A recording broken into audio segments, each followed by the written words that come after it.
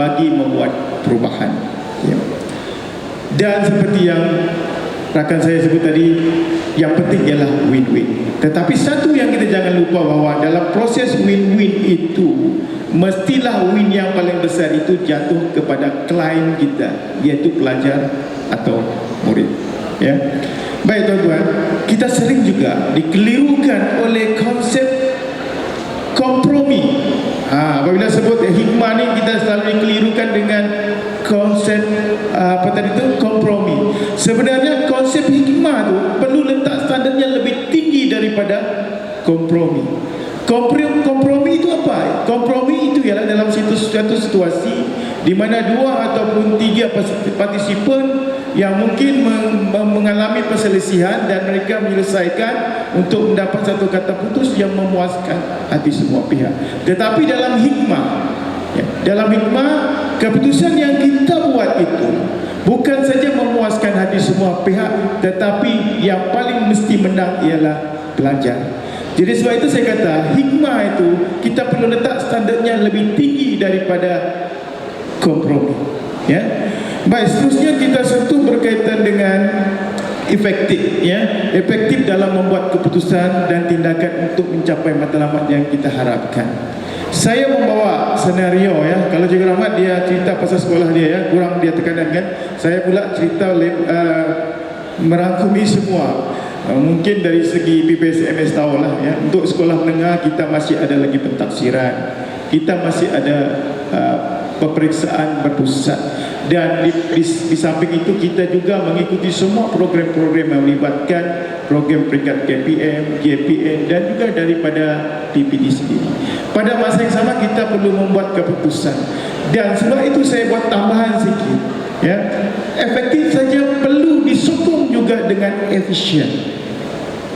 Kedua-duanya adalah konsep yang berbeza, ya, efektif dengan efisien. Efisien ini ialah di mana kita mengembalikan tenaga, menjimatkan masa, menjimatkan tenaga dan menjimatkan belanja. Jadi kedua-dua ini perlu disenkronize. Dia perlu ada efektif dan pada masa yang sama efisien. Dan ini cabaran untuk kita, bukannya sekolah menengah, sekolah rendah. Dalam pada masa kita disibukkan dengan berbagai program, kita perlu efektif dan juga efisien. Dan kita tambah lagi satu cabaran dalam proses untuk kita menjadi hebat ini, sedikit demi sedikit kita kena gugurkan sikap otokratik kita dalam kepimpinan. Ini cabaran yang ketiga. Jadi semua itu perlu digabungkan untuk memastikan kita maju untuk menjadi hebat. Dan ini tentu memberikan dilema kepada semua pemimpin, khususnya pemimpin sekolah. Saya teringat satu pepatah, saya kata daripada Afrika, ya. Dia kata, if you want go quickly, you go alone.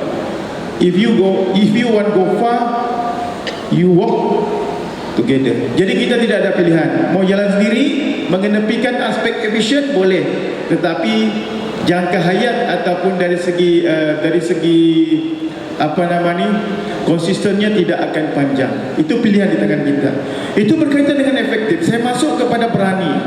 Ini disebutkan oleh Puan Pengarah sendiri, rakan saya, ya, bahawa dalam proses kita berani ini, dalam membuat tindakan memang perlu berani, tapi pada masa yang sama kita perlu didokong dengan ilmu. Kita perlu didokong oleh SPI, dan kita perlu didokong oleh penurunan kuasa. Sekiranya tidak, kita akan hadapi masalah nanti. Sebab tuan-tuan dan puan, saya ingat diri saya dan tuan-tuan dan puan, subordinat kita pada hari ini bukan calang-calang. Mereka adalah merupakan insan-insan yang sangat bijaksana. Apakah tidak untuk menjadi guru pada hari ini memerlukan deretan S yang panjang.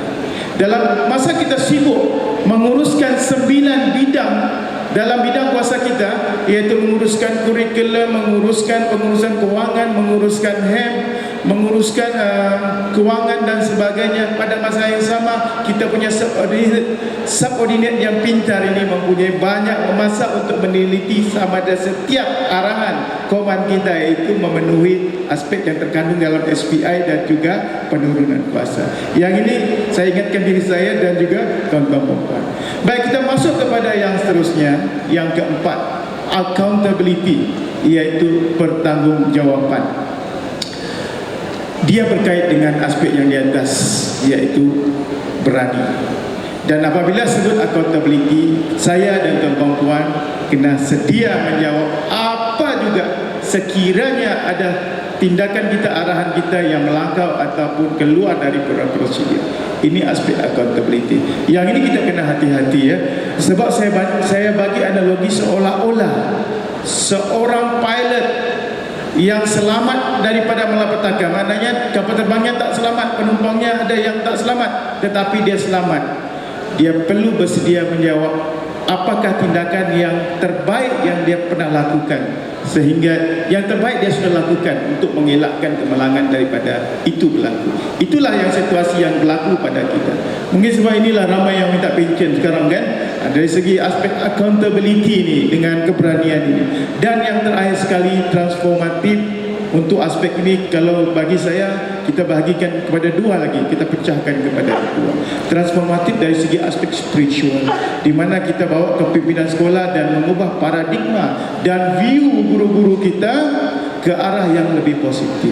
Transformatif yang seterusnya dari segi aspek fizikal, organisasi sekolah seperti rakan kita Tuan Rahmat ya, ini saya anggap sebagai transformatif dari segi aspek fizikal. Jadi ini dia rangkuman 5 cabaran yang kita hadapi dalam melaksanakan 5 akronim yang saya sebutkan tadi.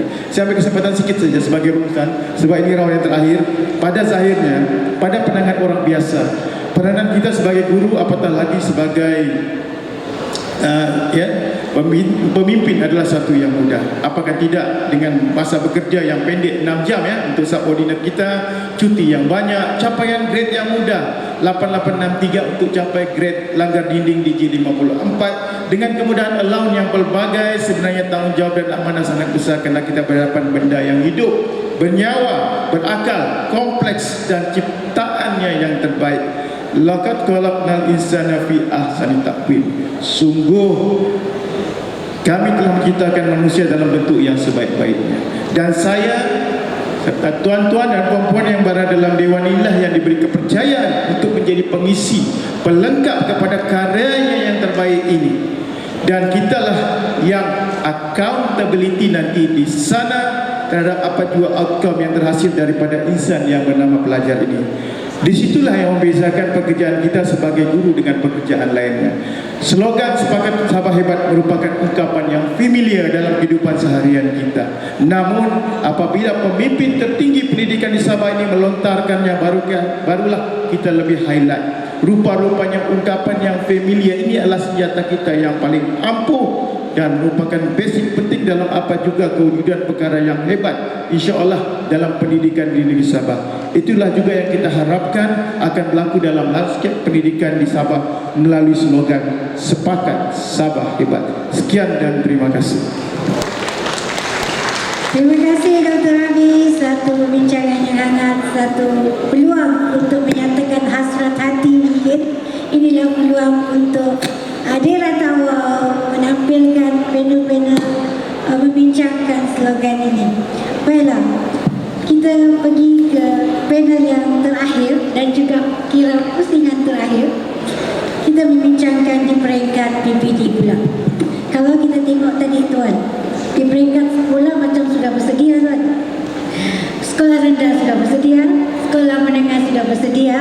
Bagaimana pula di peringkat PPD dan juga di peringkat SIP Partners terhadap persediaan untuk mencapai KPI hebat itu sendiri. Mungkin tuan perlu terangkan perancangan di peringkat PPD ataupun di peringkat SIP Partners untuk kira get ready untuk berlari seiring bersama dengan pemimpin di sekolah rendah dan juga pemimpin di sekolah menengah. Dipersilakan tuan. Terima kasih Tuan Gasen. Kalau boleh bukan lagi berlari Tuan Gasen, mau terbang. Alhamdulillah sebagai pegawai SIP 16, tentu sekali kalau saya SIP 16 tahu. Nah, kalau tidak pun saya adalah mengurusi SIP 16. Tahniah Tuan Rahmat, tahniah Dr. Rabi, saya sangat senang hati, senang kerja Coach. Kena kocinya semua hebat. Tahniah. Dan tahniah juga Tuan Zamri selaku PPDA tahu. Okay, kita cerita pasal perancangan. Saya lihat dua. Satu, PD Kudat sebagai wakil PD Kudat mesti membawa Kudat kelurahan. Kedua, sebagai pengerusi SIPANA Plus Sabah, saya akan cerita juga sedikit tentang SIPANA Sabah. Kudat dia ada programnya sendiri perancangan, utamanya saya Tuan Haji Kusdi Ribut dilantik sebagai pemimpin kami di peringkat daerah, dinamakan menggapai 5 bintang. Menggapai 5 bintang. Pemasuk perancangan strategi itu dibuat ialah untuk tujuan pembugaran perancangan sebelum itu berdasarkan pencapaian yang sedia ada. Jadi Tuan Haji Kusdi ini dia menganggap kami bukan lagi selaku pemikir strategik, dia up lagi penggerak strategik. Dia bilang kamu ini 3 orang penggerak strategik. Kami digelar 3 Stooges, 3 orang 3 Stooges. Okay? Berat itu sebenarnya tanggungjawab sebagai pemikir strategik. Itu yang terdapat dalam DTP, yang penggerak strategik itu ditambah lagi, di-up lagi oleh bos kami, menggapai 5 bintang. Berkaitan khususnya fokus kepada penarafan atau penilaian kecemerlangan PPD, PPD. Ini tersurat. Jadi berlakulah proses perancangan itu menggunakan model-model seperti POLC, PDCA, model risiko, analisis jurang, plan intervensi, proses pemilihan pilihan-pilihan yang kita ada untuk menentukan keutamaan program-program yang berimpak tinggi, dan akhirnya berlakulah proses tindakan susulan, dan kami pun dinilai, diverifikasi oleh audit BKPPD, dan pencapaiannya berada pada landasan yang betul. Kami kemudiannya mencapailah 3 bintang, dan penilaian terakhir kita dapat 4 bintang, dan memang sasarannya pun 5 bintang. Itu di peringkat PPD. Berjayalah, dan senyumlah Tuan Haji Kusdi bin Ribut. Itu saya pun gembira lah sebagai salah seorang warga PPD Kudat, dan slogannya Kudat menjuarai perubahan, Kudat juara. Kena jual juga lah nama Kudat. Okey, SIPANA Plus selaku sebahagian daripada warga Pejabat Pendidikan Daerah dan seterusnya warga Jabatan Pendidikan Negeri Sabah sebagai pemikir strategi, sebenarnya kami bersama-sama dengan rakan elit, rakan strategi yang lain. Rakan elit, rakan strategi yang lain ini bersepakat bekerjasama, berkolaboratif dengan kami, atau kami berkolaboratif dengan mereka, termasuklah semua PGP, termasuklah PPSMS. Kalau tahu ini dipimpin oleh Dr. Rabi, kalau Sabah dipimpin oleh saudara kita Tuan Ajmal, dan MGP kita tahu Tuan Rahmat, dan untuk Sabah Tuan Kasbul. Alhamdulillah, kita nampak di mana-mana pun semua bilangnya kalau sudah hebat kita mau lebih hebat, kalau bertakdir kita mau berlari. Itu yang kita, sebab itu kita ada refleksi, kita ada kajian keperluan, kita ada tindakan susulan, penambahbaikan. Begitu juga dengan slogan JPN Sabah. Selain MGB dan PPSMS, kita punya rakan elit dan rakan strategik kita ialah IAB. Di sini ada beberapa orang dan dewan kita ini ialah mantan pesara IAB, termasuk sebelah kanan saya. termasuklah juga KPPK yang saya anggap sebagai pemimpin kami yang banyak bantu kami. Puan Hajah Benedict John pun dari JPM, PIPA, PPK ke JPM. Dan tahniah juga kepada, terima kasih sangat kepada bos kami di SPS, Tuan Haji Abidin, kerana banyak bantu kami, bagi ruang dan peluang yang kami. Kita ambil contoh rakan strategi kami sesuai itu JPN Sabah, terutamanya SPS, khususnya lebih detail lagi unit kepimpinan. Kita ada program yang Tuan Amiruddin sendiri banyak bantu. Dialah itu orang kuat di unit kepimpinan. Salam PPDku. Salam PPDku ini, program ini dibuat, dirancang berdasarkan pencapaian yang termaktub dalam aplikasi SKPMG 2. Dari situ kita nampak, khususnya kalau kami SF Partner Plus, kami melihat dari segi tahap kepimpinan, capaian berdasarkan penilaian diri itu standard 1 kepimpinan, standard 2 pengurusan organisasi. Maka untuk peringkat awal ini, pihak unit kepimpinan dan SPS menetapkan 2 sekolah di daerah Keningau dan 2 buah sekolah di daerah Kudat sebagai fokus ESL, Empowerment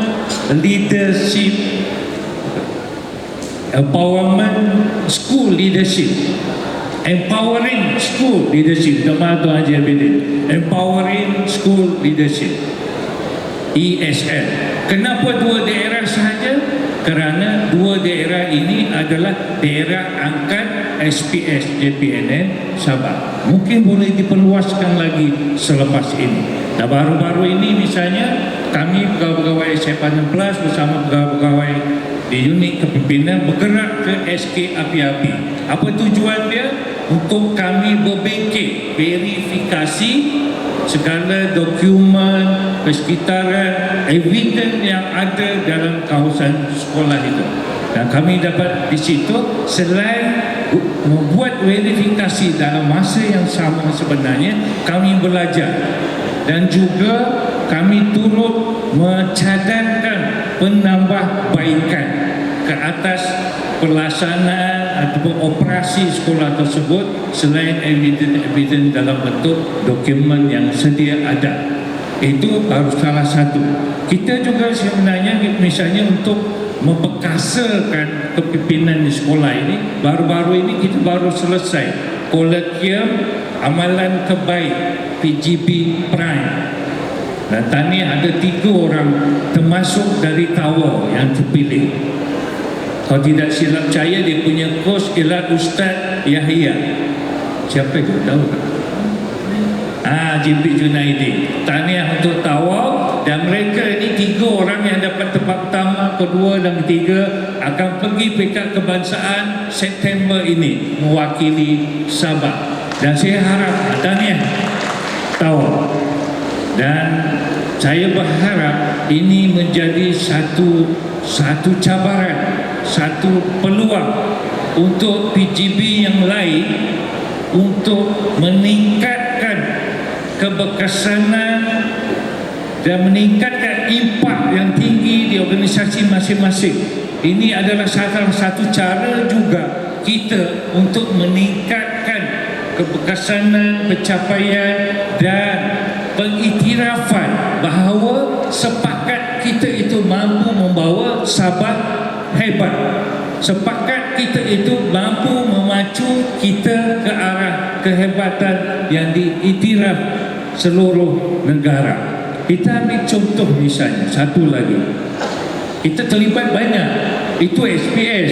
Belum lagi di bawah SPD, sektor perancangan. SPS dan SPD sudah sepakat bahawa Kolegium Amalan Terbaik oleh SPS, Kolegium Inovasi oleh SPD. Pemasnian kalau dulu kan saya terlibat, sekarang saya kurang sikit, saya lebih kepada amalan terbaik. Di situ juga kita bawa wakil dari Sabah untuk mewakili ke peringkat kebangsaan. dan kita banyak lagi program-program yang lain untuk meningkatkan keberkesanan, untuk meningkatkan lahirnya pemimpin-pemimpin di sekolah yang berimpak tinggi, yang boleh memberi impak yang besar, yang banyak kepada warga sekolah masing-masing, khususnya untuk memastikan berlaku proses pembelajaran bermakna di situ, gurunya meningkat kualitinya, dan kemudiannya melahirkan sekolah yang berkualiti untuk melahirkan murid-murid yang mempunyai kemejadian yang tinggi. Jadi dalam proses itu kita boleh nampak sebenarnya pemimpin yang hebat itu mampu melahirkan warga pimpinannya itu menjadi hebat, mungkin lebih hebat lagi daripada gurunya itu. Kalau di sekolah rendah kita ada guru besar, sekolah menengah kita ada pengetua, di PPD kita ada disebut sebagai pegawai pendidikan daerah, ada setengah sebut KPPD, dan di PKJPN tentu sekali puan pengarah kita. Jadi saya yakin sepenuhnya bahawa kita mampu untuk meningkatkan tahap transformasi organisasi kita ini, JPNS, dengan cara meningkatkan kualiti semua elemen, semua entiti, dari sekecil-kecilnya sehinggalah sebesar-besarnya dalam komuniti kita ini, dalam organisasi kita ini. Tidak kiralah sama ada itu AKP, SIC Plus, SIP Plus, PGP maupun organisasi PPD itu sendiri. Itu saja dari saya suruh terima kasih dan tahniah diucapkan kepada semua yang hadir pada hari ini. Terima kasih banyak kepada Puan Pengarah memberi peluang kepada saya. Saya yakin Sabah mampu dipacu ke arah yang lebih hebat. Sepakat, Sabah hebat. Alhamdulillah. Terima kasih. Alhamdulillah, terima kasih. Dengan berakhirnya tadi perbincangan ataupun pembahasan yang diterangkan oleh panel kita ketiga, meringkaskan tentang plan ataupun perancangan di peringkat SIP ataupun peringkat PPD bagi merelasikan slogan Sepakat Sabah Hebat. Baiklah, kita semakin ke penghujung sesi forum. Jadi apa yang kita dapat bincangkan dalam masa 1 jam ini berkaitan ketiga-tiga di panel telah menampakkan kesungguhan ataupun kesediaan untuk merelasikan slogan JPN Sabah Hebat, dan dalam masa yang sama juga diharapkan forum yang diadakan ini dan di peringkat PPD Tawau mengucapkan ribuan terima kasih sebenarnya atas peluang ruang yang memberikan kami untuk mengadakan sesi forum bagi memperkenalkan atau bagi membincangkan tentang Sepakat Sabah Hebat ini. Jadi semoga forum ini sedikit sebanyak dapat membantu memberi penerangan secara ringkas bersama 200 orang PGP pada pagi ini untuk mengenali, untuk merungkai Sepakat Sabah Hebat itu. Jadi saya rasa dengan itu, dengan penerangan yang dibuat oleh panel yang ketiga itu, maka berakhirlah sesi forum kita pada pagi ini. Sekali lagi kami warga PPD Tawau mengucapkan ribuan terima kasih kepada semua